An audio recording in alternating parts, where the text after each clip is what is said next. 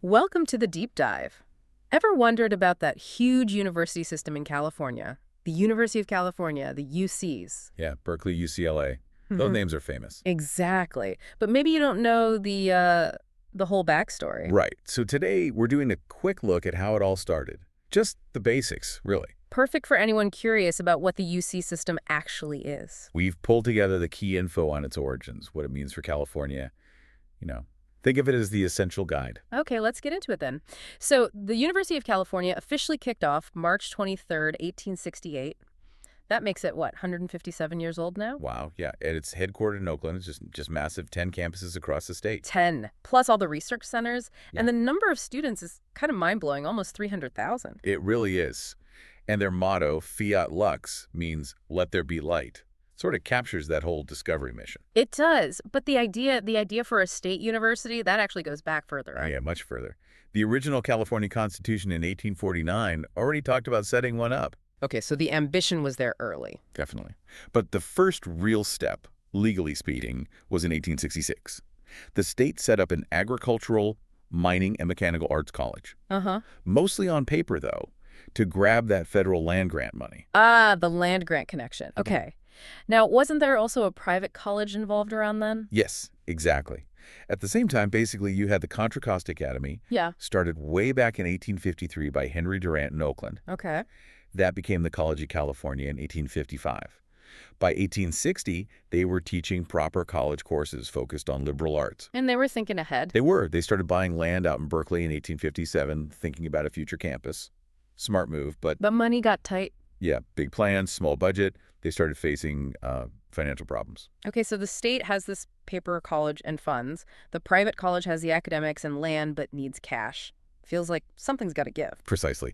And Governor Frederick Lowe had this vision, kind of based on the University of Michigan model. He saw the potential. And wasn't there some, public call-out, too? Yeah, that's a great detail. At the College of California's 1867 graduation, a Yale professor basically shamed California for only having a technical school, not a real university. Ouch. Okay, so that probably added some pressure. You'd think so. So Governor Lowe suggests, why don't you two merge? The state brings the money. The College of California brings its assets, its program, its land. Makes sense. This led to the big piece of legislation, the Organic Act of 1868. That's what officially created the University of California. And the key part was folding in the College of California. Critically, yes. The deal was that the College of California's assets would become the core of a College of Letters. That's basically today's College of Letters and Science. So that private liberal arts focus got baked into the new public university right from the start. Exactly. It wasn't just a state takeover. Legally, the UC was a new entity, but it inherited the goals and the stuff from both sides. Was everyone immediately on board? Well, the College of California trustees were a bit wary, understandably. They actually initiated a friendly suit, like a court case, just to double-check the legality of handing everything over. Okay. And the courts confirmed it. So it's all set. And then they opened the doors in Berkeley. Yep, September 1873. UC's second president, Daniel Coit Gilman, oversaw the opening on the Berkeley campus. And that spark ignited the whole thing. So that's the origin story, but how did it go from one college to a system? Right, that happened more gradually. The original 1868 Act actually allowed UC to sort of affiliate with existing independent professional schools. Like law schools, medical schools? Exactly, mostly in San Francisco. Yeah. UC could grant the degrees, but the schools stayed pretty autonomous. It was a quick way to offer professional degrees. But that changed later. Mostly.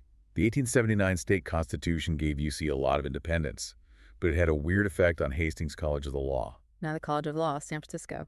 Right. It stayed an affiliate, still has its own board. It's unique. Other schools, like Tolan Medical College, eventually became fully part of UC under the main governing board, the Regents. Okay.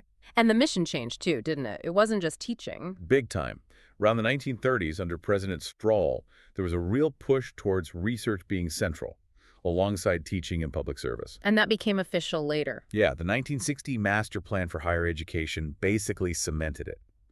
It designated UC as the state's main public research arm. Which makes sense, given how much it expanded. UCLA is a huge example. It started as just a branch, right? A southern branch, yeah. In 1919, it had been a teacher's college before that. It became UCLA in 1927, and then significantly got declared co-equal with Berkeley in 1951. That's a major evolution. Absolutely. And then Clark Kerr, as president starting in 57, really decentralized things, gave campus chancellors more power. That's when it truly became a system of campuses, not just Berkeley and its offshoots. So other places also grew into full campuses. Oh, yeah. Places that started as specialized stations like the agricultural sites in Davis and Riverside, the Oceanography Lab in San Diego, even Santa Barbara State College, which UC acquired. They all became general UC campuses in the late 50s, early 60s. And then new ones were founded, too. Right. UC Irvine and UC Santa Cruz opened their doors in 1965, and much more recently, UC Merced in 2005. It really spread across the state. And the main admin office even moved from Berkeley to Oakland eventually. It did in 1989. Okay. So stepping back, for people listening, what are the key things to know about UC today? Well, first, remember that land grant mission. It's meant to serve the state. And many UCs are called public Ivies. Meaning top-tier education like the Ivy League, but accessible as public schools. Exactly. And the research output is just incredible. Think about the Nobel Prizes, dozens and dozens linked to UC people. Yeah, I saw something like 71 laureates as of 2021. And even recently, in 2024, 5 out of 12 winners had UC ties. It's staggering. That research is backed up by massive resources, like the UC library system. It's one of the biggest in the world. Huge collections, and you can search them all online through one system, which is handy. Now, things aren't uniform across campuses. Some use quarter systems, some use semesters. Right, little differences like that. But applying as an undergrad is unified, one application for all the campuses you choose. And they have a commitment to Californians, right? Yeah. Guaranteeing spots for top high school grads. Yeah, the top 1/8, or 12.5%, of California high school graduates who are fully eligible are guaranteed a spot somewhere in the system, though maybe not their first choice campus. And the student body is incredibly diverse. Beyond the campuses, there's more. They manage huge national labs for the government. Lawrence Berkeley, Lawrence Livermore, Los Alamos, doing major scientific research. Plus the natural reserve system, land set aside just for long-term environmental study. And UC agriculture and natural resources, vital for the state's farming industry, with extension offices everywhere. And the medical centers.